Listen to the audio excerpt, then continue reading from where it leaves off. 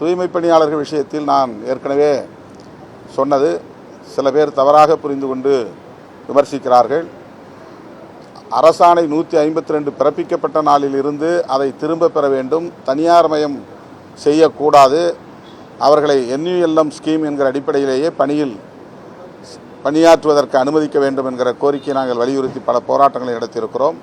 பணி நிரந்தரம் செய்வதையும் நாங்கள் வலியுறுத்தி இருக்கிறோம்.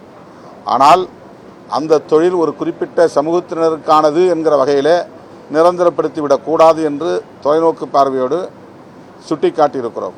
அதை எந்திரமயமாக்க வேண்டும்.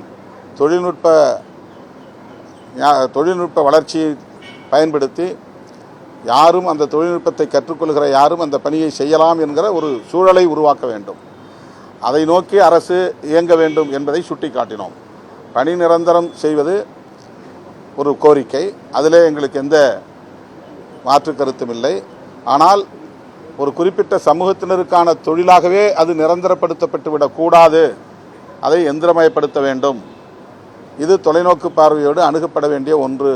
இதைத்தான் அப்போது நான் குறிப்பிட்டேன். தவறாக அது திரிக்கப்பட்டது. தூய்மை பணியாளர்களுக்கு எதிராக நாங்கள் பேசுகிறோம் என்பதை போன்ற ஒரு கருத்து பரப்பப்பட்டது. அது உண்மையல்ல.